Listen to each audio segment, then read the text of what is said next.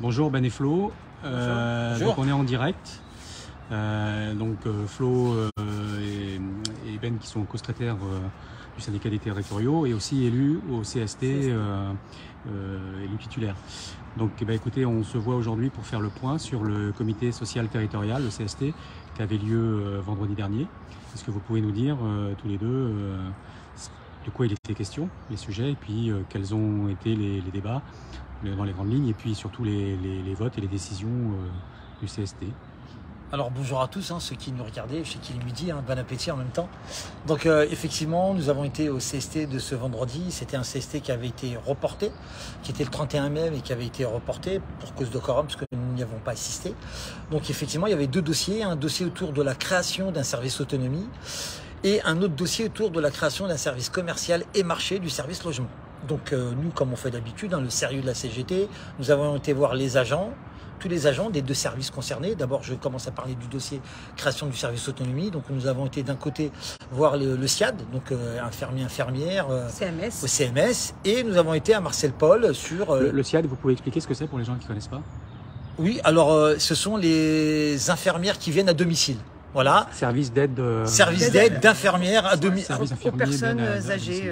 Exactement. Et nous avons de l'autre côté les aides à domicile, les AD qu'on appelle les aides à domicile, qui eux viennent pareil à domicile pour pouvoir faire la toilette ou pour donner à manger pour les personnes âgées. Aide aux personnes âgées. Aide aux personnes, voilà. Et donc, il y a une loi de sécurité sociale qui impose à toutes les collectivités ces créations du service autonomie. D'accord. Et dans ce service autonomie, on met en rapprochement, ou même on juxtapose ce service d'aide à domicile et ce SIAD. D'accord. Quand on a été rencontrer les agents, il y a une vraie, une vraie peur. Voilà, on l'a vraiment ressenti. Ils nous l'ont dit, parce qu'ils savent pas à quelle sauce être mangé. Donc ils nous disent effectivement, nous, parce que je donne un exemple, il y a certains agents du CCAS qui sont villes. Ils vont basculer en CCAS. Donc ils ne savent plus si maintenant ils seront sur un recrutement, est-ce qu'ils seront en arrière par rapport à quelqu'un qui est en ville. Ce sont des agents qui aujourd'hui relèvent du centre municipal de santé. Exactement. Et qui vont basculer vers le CCAS. Ça c'est pour les agents qui sont au CCAS, pas au CMS. D'accord. Donc les agents du CCAS qui sont agents ville basculent en CCAS. D'accord. Les agents du CMS, eux restent CMS. Oui, d'accord. Mais effectivement, on ne sait plus qui fait quoi. Je rappelle qu'une aide à domicile ou une infirmière n'ont pas du tout la même chose. C'est pas le même métier. C'est pas le même métier. Je rappelle, il y a des gestes et postures pour les personnes âgées. D'accord. Et donc, si j'ai bien compris, parce que du coup, moi, je siège aussi au CST comme suppléant. Il y avait une note qui était produite, mais avec plein d'incertitudes et notamment un organigramme qui était... La crainte, c'est qu'on n'a pas le cahier des charges, c'est-à-dire qu'on ne sait pas encore le contenu, mais ça, même la collectivité ne l'a pas. Donc il fallait, de toute façon, nous, notre crainte, c'était de voter quelque chose où on n'a aucun élément sur le contenu. D'accord. On sait que c'est une loi qui est obligatoire, donc on est obligé de toute façon de l'appliquer puisque c'est la loi, mais on voulait attendre, nous en tout cas, le moment où on aura ce cahier des charges. Après, il y a eu des rencontres avec les personnels et les RH où il y a eu beaucoup de questions posées par le personnel. Nous, en tout cas, des échos qu'on a eus, c'est que en tout cas, les réponses n'ont pas été satisfaisantes, ni complétées. Et d'ailleurs, nous, quand on a rencontré les salariés du CMS ou de Marcel Paul, on a beaucoup discuté, c'était beaucoup de questions plus que de réponses. Normal puisqu'il n'y a pas de cahier des charges, donc voilà. Donc notre but aussi à ce CST, c'était de demander, d'attendre avant de pouvoir donner un avis. C'est-à-dire qu'on a demandé, la CGT a demandé le report de la discussion du vote, parce qu'effectivement il y a des obligations. Par exemple, ils nous parlent au CST de passer de la norme comptable M14 à la norme M22. Mais au 1er janvier, c'est comme la ville qui va passer de la M14 à la M57. Et si j'ai bien compris aussi, il y avait un décret d'application qui doit passer fin juin. Tout à fait. Et la CGT demandait du coup qu'on attende en fait le décret d'application, qu'on attende aussi, il va y avoir la note de cadrage budgétaire début juillet, qu'on attende d'y voir un peu plus clair, de manière à ce que ça revienne en discussion au CST, avec l'organigramme, avec le cahier des charges, avec des éléments qui permettent un peu de décider. Et donc, qu'est-ce qui s'est passé? Mais non, mais après, sur ce que tu dis, c'est exactement ça. Si on se dit qu'effectivement, il y a, comme tu l'as bien dit, un décret le 30 juin, il y a cette loi de sécurité sociale qui nous dit au 1er janvier 2024. D'accord. Donc, c'est pour ça que nous, la CGT est toujours sérieuse. se dit, et puis encore une fois, nous rapportons ce que quand on va voir les collègues, hein, notre parole, elle est faite des paroles des agents. Et puis donc, je rappelle aussi l'importance des fiches de poste, les missions d'un agent. D'accord, qui n'était pas dans le dossier, c'est ça? Qui n'est pas dans le dossier, parce que derrière, des missions peuvent évoluer. Parce qu'on le sait qu'elles vont évoluer. On sait qu'aujourd'hui, pour avoir une infirmière, on peut appeler un administratif du CMS.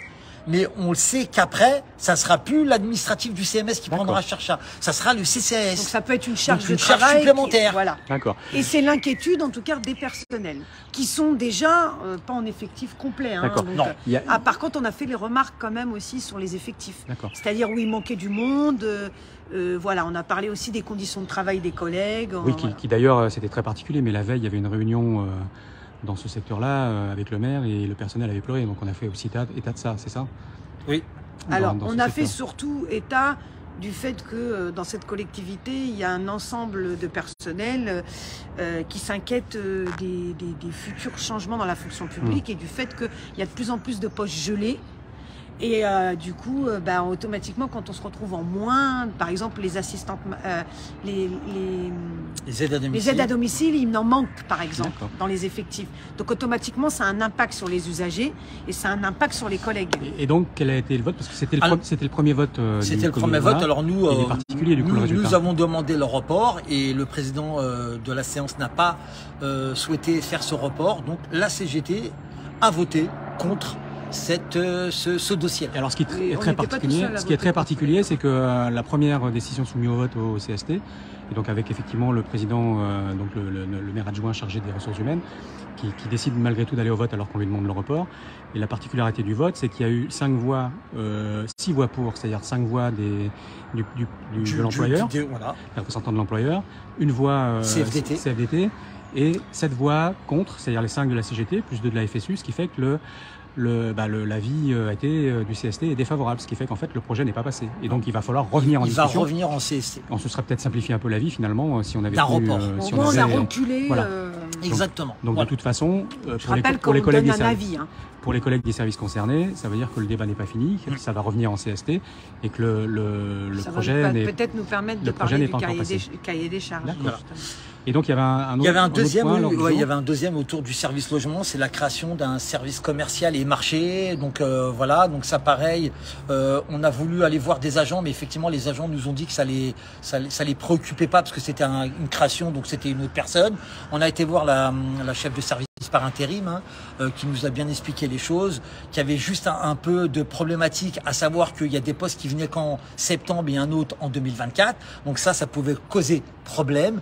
Mais en tout cas, sur le fond, avec toutes les remarques qu'on a dit, nous, notre vote, il a été pour. Parce que c'est vrai que la CGT, elle est toujours pour les créations. Mais avec toutes les remarques. Toujours les réserves et les remarques, toujours à noter au PV. Donc voilà, notre vote a été. D'ailleurs, on dit au personnel, normalement, tous les comptes rendus des CST paraissent sur intranet. Donc c'est bien en tout cas, si ça vous concerne, votre service, de les lire. Cela dit, nous, on fait la vidéo parce que justement, ça tarde un peu. En tout cas, dans le précédent mandat, avec le comité. C'est d'ailleurs pour ça qu'on a décidé de faire des vidéos pour faire le retour. Voilà, mais il y aura un jour, probablement et même sûrement. On espère. Non, il y aura sûrement, mais des fois, ça prend beaucoup plus de temps que ça devrait. Un compte rendu intégral, validé. Mais c'est vrai que beaucoup d'agents qui nous les demandent. Voilà. Mais en attendant, maintenant, les collègues ont le résultat. Ils peuvent éventuellement, d'ailleurs, contacter les élus des CST pour en savoir un peu plus. Bien sûr, parce que nous, on peut leur donner. Voilà. Et je rappelle, il est important, là je le dis parce que ça nous permet de le dire, en plus c'est du direct, de dire qu'effectivement, à chaque dossier, on prend le soin de voir les agents. Donc n'hésitez pas, quand on vient vous voir, n'hésitez pas. Je sais que la note, vous l'avez rarement, parce que c'est vrai que c'est toujours fait par le chef de service, mais on vous la ramène, prenez le temps de la lire. On en discute. Prenez le temps de poser les questions, parce que nous, c'est vos questions qu'on va rapporter. C'est vos réponses, inquiétudes aussi. Et donc c'est important. Vraiment, n'hésitez pas. Et pareil, je dis une autre mise sur la formation spécialisée qui remplace le CHSCT. Pareil, la première va être mise en place. Je me permets de le dire, Philippe, merci, c'est en direct. Ça va être le 4 juillet. Pareil, je rappelle, formation spécialisée autour de maladies, autour autour de beaucoup de choses, santé au travail, bien-être au travail. Donc tout ça, on va être, on va être sûrement pris assaut par des agents. N'hésitez pas à nous appeler, n'hésitez pas à nous interpeller. Pareil, c'est votre parole qu'on va dire. Donc ça, on a énormément de dossiers. Je me souviens le 4 juillet, on a une page entière. Donc ça, pareil, on fera attention, on ira voir les gens concernés. Donc n'hésitez vraiment pas. Encore une fois, et je le dis là en direct, c'est votre parole. D'accord. Et par contre, le prochain CST, il doit être assez rapide. Par contre, il va être très court, si ma mémoire est bonne. C'est le 28 juin. Mais il y a un seul point à l'ordre du jour qui, pour le coup, devrait pas poser trop de problèmes. C'est le passage d'un poste... Oui, c'est le 16 juin. C'est le 16 juin. C'est le poste, c'est le poste du chef de la police qui est transformé en B en A. Qui devient directeur de la police. Qui revient directeur de la police municipale. Mais comme c'est le seul point à l'ordre du jour, voilà. Ça devrait pas être trop. Non, ça devrait pas être point. On peut dire qu'on l'a rencontré. On peut dire qu'on l'a rencontré déjà. Voilà. Après. Aussi.